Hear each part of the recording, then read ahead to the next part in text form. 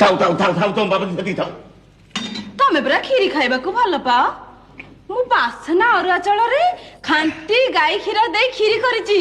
ବାସନା ଅରୁଆ ଚାଉଳ ଖାଣ୍ଟି ଗାଈ କ୍ଷୀର ଦେଇ କ୍ଷୀରି କରିଛ ଯେ, ହେଲେ କଣ ଭଲ ହେଇନି? କହୁନ ଯେ। ଓ ଚମ୍ପାବତୀ, ତମେ କହୁଛ କ୍ଷୀରି, ମୁଁ ଶୁଣୁଛି କ୍ଷୀରି, ପାଟି କହୁଛି ଇଏ ତ କ୍ଷୀରି ନୁହଁ, ଆଉ ଗୋଟେ କେମିତି ନୂଆ ଧରଣର ଜିନିଷ। ନୂଆ ଧରଣର ଜିନିଷ? ହଁ, ତାମାନେ ମୋ ବୋପା ଅଜା ଅମଳରୁ ମୁଁ କ୍ଷୀରି ଖାଇଥିଲି ମିଠା, ଆଉ ଇଏ ତମ ଅମଳରେ ମିଠା ହେଇନି। ମୁଁ ତ ଏତେ ଗୁଡାଏ ମିଠା ପକେଇଲି। ହଁ, ପକେଇଛ ଚମ୍ପାବତୀ, କିନ୍ତୁ କ୍ଷୀରି ହାଣ୍ଡିରେ ନୁହଁ, ଭାତ ହାଣ୍ଡିରେ ପକେଇଛ। ଏ ଭାତ ଗୁଡାକ ମିଠାରେ ଖାଇ ହଉନି। ହ୍ୟାଲୋ, କ୍ଷୀରି ହାଣ୍ଡି ଭାବି ମୁଁ ଭାତ ହାଣ୍ଡିରେ ମିଠା ପକେଇ ଦେଇଛି ଲୋ। ଖାଲି ସେତିକି କରିନ ଚମ୍ପାବତୀ, କ୍ଷୀରି ହାଣ୍ଡି କି ତରକାରୀ ହାଣ୍ଡି ଭାବି ରାଗ ଗୁଣ୍ଡ ଗୁଡାକ କ୍ଷୀରି ହାଣ୍ଡିରେ ପକେଇ ଦେଇଛି। ରାଗ ଗୁଣ୍ଡ ବି ପଡି ଯାଇଛି। ପଡି ଯାଇରେ ଚମ୍ପାବତୀ, ତାକୁ ପକେଇ କିଏ ଆଇ? ସେଇ ବାଳୁଙ୍ଗା ପାଇଁ ଏତେ ସବୁ ନାଟ। କୁଆଡୁ ବୁଲି ବୁଲି ଆସିଲା, ମତେ ଖାଇବାକୁ ଦେ ବୋଲି ମତେ ବସେଇ ଉଠେଇ ଦେଲାନି। କଣ କରିବି ତର ତର ହେଇ। ତର ତର କଣ? ଆରେ ତର ତର କଣ? ସକାଳୁ ପହରୁ କାଉ ରା ନ କରୁ ତମେ ରୋଷେଇ ଘରେ ବସିଥିଲ, ତଥାପି ତମକୁ ବେଳ ଅଣ୍ଟିଲାନି ଯେ ଭାତ ହାଣ୍ଡିରେ ମିଠା, କ୍ଷୀରି ହାଣ୍ଡିରେ ରାଗ ଗୁଣ୍ଡ ସବୁ ପକେଇଦେଲ ନାଇଁ? ମତେ ଭଲ ମରଣ ହୁଅନ୍ତା। ଥାଉ ଚମ୍ପାବତୀ, ତମେ ଆଉ ଆଗକୁ ବଢନି।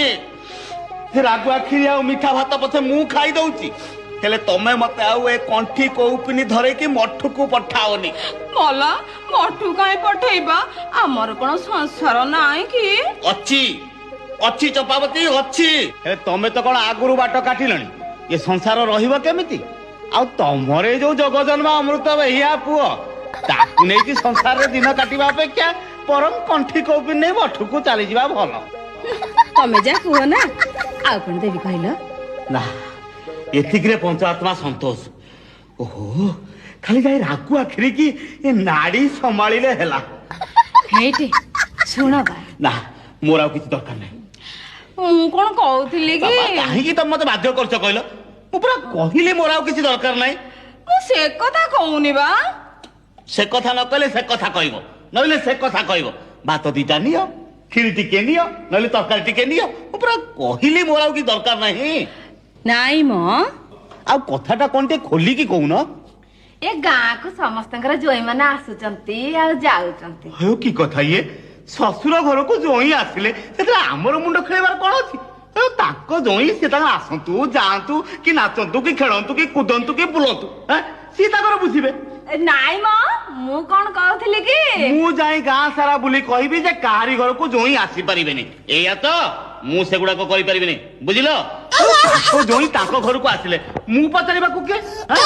ବୁଝିଲ ଚମ୍ପାବତୀ, ତମେ ମତେ ଯୋଉ ବୁଦ୍ଧି ଦଉଛ ନା, ମୁଁ ଯଦି ଯାଇ ଗାଁରେ କଥା କହିବି ତାହେଲେ ମୋର ଦେହରେ ମୁଣ୍ଡରେ ଚର୍ଚ୍ଚା ଆରମ୍ଭ ହେଇଯିବ। ମୁଁ କାଇଁ ତାଙ୍କ ଜୋଇଁ ଆସିବାକୁ ମନା କରିବି ବା? ତାଙ୍କ ଜୋଇଁ ଆସିଲେ କେତେ, ଗଲେ କେତେ, ମୋର ସେଥିରେ ମୁଣ୍ଡ ଖେଳିବା ଦରକାର କଣ?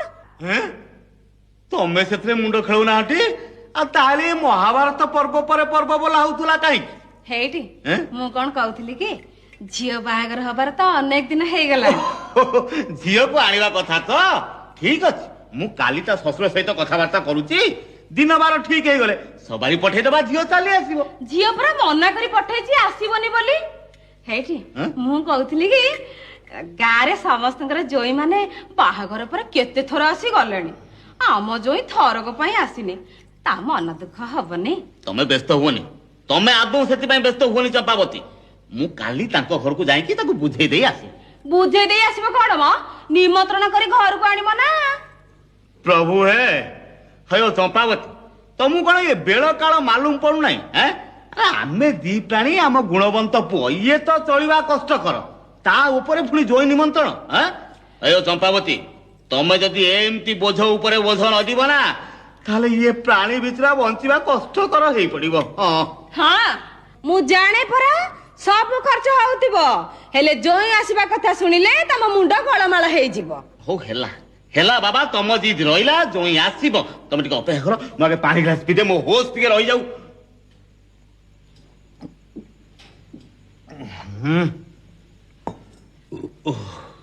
ଭଲ ଭଲ, ଆଉ କାହିଁକି ଉଷ୍ଣା ହାଣ୍ଡି ଭଳିଆ ମୋଟାକୁ କରିଛ? କହିଲି ପରା ଜୋଇଁ ଆସିବ। ଆସିବ? ହଁ।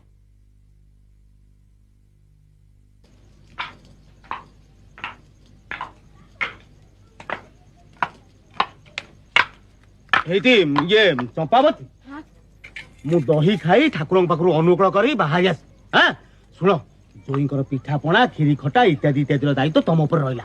ତମେ ମୋଟେ ବ୍ୟସ୍ତ ହୁଅନି, ଏତେ ଦିନ ପରେ ମୋ ଜୋଇଁ ଆସିବେଟି, ମୁଁ ତାଙ୍କୁ ପୁଣି ଭଲ ଚର୍ଚ୍ଚା ନ କରି ଛାଡିବି। ହେଇଟି ତମେ ଶୀଘ୍ର ଶୀଘ୍ର ଯାଇ ଜୋଇଁକି ନେଇ ଆସ, ଅନ୍ଧାର ରାତି ଦିନ ଥାଉ ଥାଉ ଯେମିତି ଆସି ଘରେ ପହଞ୍ଚିବ। ଦେଖାଯାଉ ଗୋବିନ୍ଦର ଗତି। ଖରା ତ ଦେଖିକି ଯାଉଛି, ଆଇଲା ବେଳକୁ ଖରା ଦେଖୁଛି କି ତରା ଦେଖୁଛି।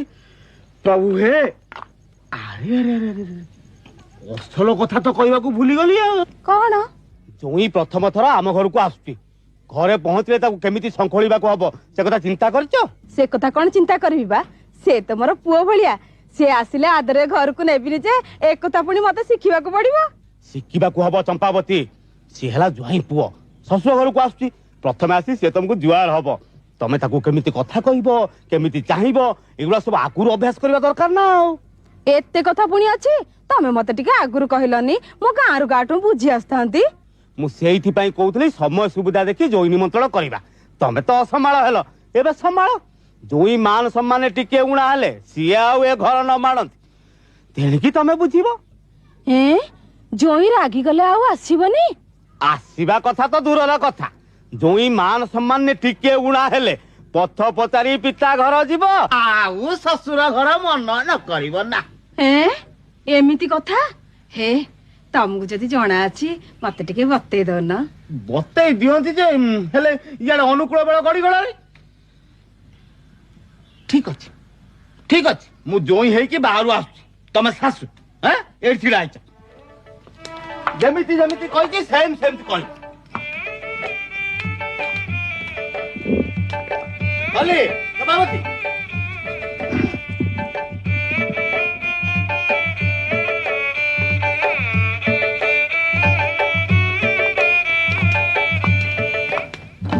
ପ୍ରଣାମ ବୋଉ। ଏମିତି ଅନେଇଛ କଣ? କହୁନ। ମତେ କହିବାକୁ ପଡିବ? ଆଉ କଣ ତମ ଲାଗି ମୁଁ କହିବି? ସେଇଆ କହିବି। କଣ କହିବ? କହିବି ଆସ ବାପା ଘରକୁ ଆସ।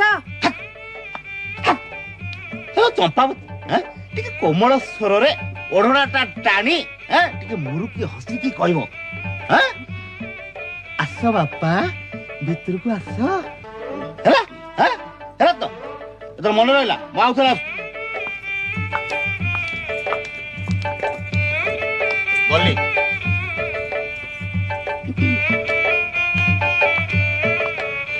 ପ୍ରଣାମ ବୋଉ। ଆସ ବାପା ଘରକୁ ଆସ। ବୁଝିଲେ ଚମ୍ପାବତୀ, ଟିକେ ଧୀର ଗଳାରେ କୁହ, କଣ ହେଇଛି? କହିବଟି ଆସ ବାପା ଭିତରକୁ ଆସ, କହିଲ। ଆସ ବାପା ଘରକୁ ଆସ। ଏଇଥର ଠିକ ହେଲା। ଠିକ ହେଇଛି। ଶୁଣ, ହସଟା ଟିକେ ହେଲାନି, କିଛି ଅସୁବିଧା ନାହିଁ, ତମେ ସେ ହସଟାକୁ ଅଭ୍ୟାସ କର। ମୁଁ ଚାଲିଲି।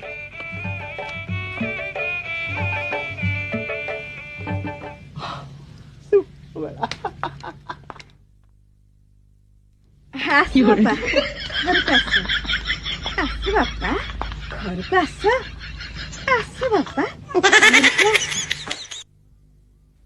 ଆଲମା ପ୍ରେମ ଯାଉଛି ବାପା। କଣ ହେଲା ବାପା? ମା ଗୋବିନ୍ଦ ଆସୁଛନ୍ତି ବୋଲି ମୁଁ ଖବର ପାଇଲି। ଆମ ଗାଁ ଅରଖିତିଆ ତାଙ୍କ ବାଟରେ ଦେଖି ଆସିଲା। ଯା ମା ଯା, ତାଙ୍କ ପାଇଁ ଟିକେ ଭଲ ରକମର ଖିଆପିଆର ବ୍ୟବସ୍ଥା କର। କୋଉ ଗୋବିନ୍ଦ ଆସୁଛନ୍ତି ବାପା? ସେଇ ମାନେ ଗୋବିନ୍ଦ। ଗୋବିନ୍ଦ? ଗୋବିନ୍ଦ କିଏ ବାପା? ସେଇ ଗୋବିନ୍ଦ ମାନେ ତୋ ବାପା ମୋ ବାପା ଆସୁଛନ୍ତି? କେମିତି ତାଙ୍କର ଏତେ ଦିନ ପରେ ମୋ କଥା ମନେ ପଡିଲା କେଜାଣି? ସେଇ ଗୋବିନ୍ଦର ବ୍ୟବସ୍ଥା ମା। ଗୋବିନ୍ଦ ଚାହିଁଲା, ଗୋବିନ୍ଦ ଆସିଲା। ଗୋବିନ୍ଦ ଚାହିଁଲା, ଗୋବିନ୍ଦ ଆସିଲା। ସେଇ ମୋ ମା ଗୋବିନ୍ଦ ମାନେ ତୋ ବାପା ଆସୁଛନ୍ତି। ତୁ ଯା ମା ଯା, ତୋ ବାପା ଏତେ ଦିନରେ ଆମ ଘରକୁ ଆସୁଛନ୍ତି, ତାଙ୍କ ପାଇଁ ଗୋଟେ ଭଲ ରକମର ଖିଆପିଆ ବ୍ୟବସ୍ଥା କରିବୁ। ମୁଁ ଏଇଠି ଅପେକ୍ଷା କରିଛି। ହଉ ବାପା।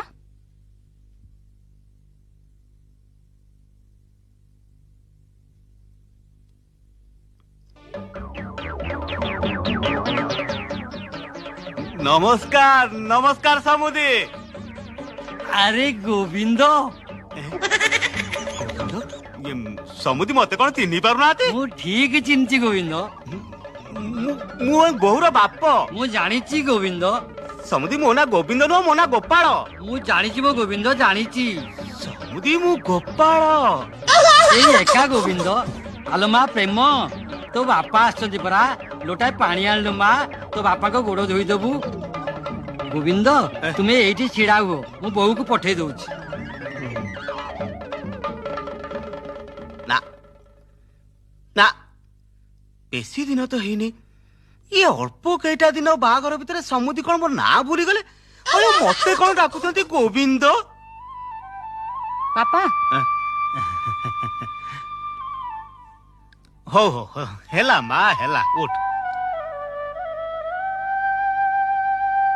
ଚାଲ ବାପା, ଗୋଡ ଧୋଇବ। ଚାଲ।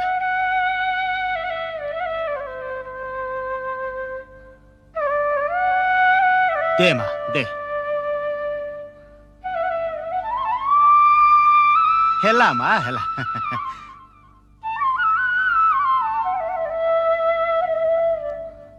ଏତେ ଦିନ ପରେ ତମର ମୋ କଥା ମନେ ପଡିଲା ବାପା? କଣ କରିବି ମା, ତୁ ତ ଜାଣୁ ଘରକୁ ମୁଁ ଏକୁଟିଆ, ଯୋଉ କାମ ନ ଦେଖିବି ସେ କାମ ହବନି। ବେଳ ହେଲେ ତ ଆସିବି। ତୋ ବୋଉ ଜିଦ୍ କଲା ଜୋଇଁକି ଟିକେ ଘରକୁ ଡାକିବ ବୋଲି, ସେଇଥିପାଇଁ ପରା ସବୁ କାମ ଛାଡି ଦେଇକି ଆଇଛି। ବୋଉ ଦେହ ପା ଭଲ ଅଛି ତ? ହଁ ଭଲ ଅଛି। ଆଉ ମକୁ? ତା କଥା ପଚାରନା ମା, ପଚାରନା, ତା କଥା ନ କହିଲେ ଭଲ। ଆଉ ତୋ ଦେହ ପା ଭଲ ଅଛି ତ? ହଁ, ମୁଁ ଏଟା ଖୁବ ଭଲରେ ଅଛି। ତୁ ଯା ମା, ତୋ ବାପାଙ୍କ ପାଇଁ ଖିଆ ପିଆର ବ୍ୟବସ୍ଥା କର, ମୁଁ ତୋ ବାପାକୁ ନେଇ ଭିତରକୁ ଯାଉଛି। ହଉ ବାପା। ନିଅ ଗୋବିନ୍ଦ। ଗୋବିନ୍ଦ? ସିଏ ଗୋବିନ୍ଦ କି ଜିନିଷ ସମୁଦି? ଦେଖନ୍ତୁ ଦେଖନ୍ତୁ ସମୁଦି, ମୋର ଗୋବିନ୍ଦ ଫୋମିନ୍ଦ ଚଳେ ନାହିଁ, ତବ ତ ଟିକେ ଲେମ୍ବୁ ପାଣି ଖାଲି ଦିଅ। ଇଏ କିଛି ନୁହେଁ, ସେଇ ଲେମ୍ବୁ ପାଣି ସରବତ।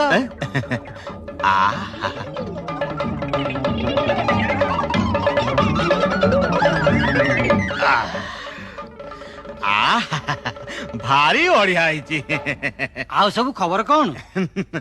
ନାଇଁ କଥା କଣ କି, ବାହାଘର ପରଦିନ ଠାରୁ ଜୋଇଁ ଟିକେ ଆମ ଦୁଆରକୁ ଯାଇନାହାନ୍ତି। ତା ଶାଶୁଙ୍କର ଭାରି ଜିଦ୍, ଜୋଇଁ ଆମ ଘରକୁ ଯିବେ। କେବେ ସମୁଦି? କେବେ କଣ, ଆଉ ଆଜି ମୋ ସାଥିରେ ଆଉ। ଯିବ, ଶ୍ୱଶୁର ଶ୍ରଦ୍ଧାରେ ଯେତେବେଳେ ଆସିଛନ୍ତି ମୁଁ ତାଙ୍କ ଶ୍ରଦ୍ଧାଟା ରଖିବି ନା। ଆଉ ଗୋବିନ୍ଦ ଯିବ, ସମୁଦି ଯିବ। ଆସ ଘର ଭିତରକୁ ଆସ, ଏତେ ଦିନକେ ଆସିଛ, ଖିଆପିଆ କରିବା, ଗପସପ ହବା, ତାପରେ ଗୋବିନ୍ଦ ଯିବ ନା। ଆସ ଚାଲ ଚାଲ। ଇଏ ଶାଶୁ ପଠେଇଛି ଜୋଇଁକି ସାଙ୍ଗରେ ଘରକୁ ନେଇକି ଯିବା ପାଇଁ, ଆଉ ଇଏ କଣ କହୁଛନ୍ତି ନା ଗୋବିନ୍ଦକୁ ସାଙ୍ଗରେ ନେଇଯା। କି ଗୋବିନ୍ଦ ନିଶାଙ୍କୁ ଘାରିଛି କେଜାଣି? ମୁଁ ଗୋବିନ୍ଦ, ସିଏ ଗୋବିନ୍ଦ, ଇଏ ସର୍ବତ୍ର ଗୋବିନ୍ଦ, ଆଉ ଯାହାକୁ ମୋ ସାଙ୍ଗରେ ପଠେଇବେ ସିଏ ବି ଗୋବିନ୍ଦ। ଦେଖାଯାଉ ମୋ ଭାଗ୍ୟରେ କଣ ଅଛି, ଭଲ କି ମନ୍ଦ।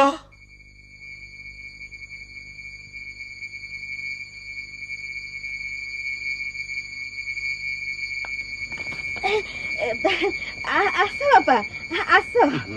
ଚମ୍ପାବତୀ, ମୁଁ ଜ୍ୱାଇଁ ନୁହଁ, ଜ୍ୱାଇଁଙ୍କ ଶ୍ୱଶୁର। ମୁଁ ଭାବିଲି ଜ୍ୱାଇଁ ଆସିଗଲେ ବୋଲି ନାଇଁ। ଏ କେତେ ଅନ୍ଧାର ରାତିକି ପୁଣି ଆଖି ଦୋଷ, ଶ୍ୱଶୁରକୁ ଜ୍ୱାଇଁ ବୋଲି ଭାବି ନଉଛ। ତମେ ତ ଆସିଲ, ଆଉ ଜ୍ୱାଇଁ? ଆସୁଛନ୍ତି ଆସୁଛନ୍ତି, ଗ୍ରାମ ଦେବତୀଙ୍କ ପାଖରେ ପ୍ରଣାମ କରି ଆସୁଛନ୍ତି। ଆଉ ମୋ ଝିଅ ଭଲ ଅଛି? ଖୁବ ଭଲରେ ଅଛି। ଚମ୍ପାବତୀ, ଜୋଇଁ ପାଇଁ କିଛି ଖାଇବା ପିଇବାର ବ୍ୟବସ୍ଥା କରିଛ ଟି? ମଲା, ସେ କଥା ଆଉ କହିବାକୁ ଅଛି? ହଏ, ପ୍ରଥମ ଥର ପାଇଁ ମୋ ଜୋଇଁ ମୋ ଘରକୁ ଆସୁଛନ୍ତି, ଆଉ ମୁଁ କରିବିନି? ଏଇଠି ପିଠା, ଖିରି, ମାଛ ବେସର, ମାଛ ମହୁର, ମାଛ ଭଜା, ମାଛ ତରକାରୀ, ଦହି ମାଛ, ଆଉ ପଲଉ ବି କରିଦେଇଛି। ପ୍ରଭୁ ହେ, ପାରି କର। ଚମ୍ପାବତୀ, ଏତେ ପ୍ରକାର ବ୍ୟବସ୍ଥା ନ କରିଥିଲେ କଣ ଚଳି ନଥାନ୍ତା? ତମେ କି କଥା କହୁଛ କହିଲ? ଇଏ ଆଉ କୋଉ କୁଣିଆ ହେଇନାହାନ୍ତି ଯେ 2-3 ପ୍ରକାର କଲେ ଚଳିଯିବ। ଇଏ ଜୋଇଁ କୁଣିଆଟି। ଠା ପରେ ଠା କର, କିଏ ମନା କରୁଛି?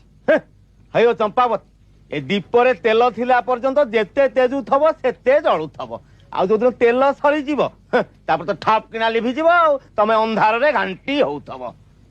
ଆଚ୍ଛା ଚମ୍ପାବତୀ, ଘରେ ତ ଏତେ ପଇସା ପତ୍ର ନଥିଲା, ତମେ ଏସବୁ ଜିନିଷ ପତ୍ର ଆଣିଲ କୋଉଠୁ?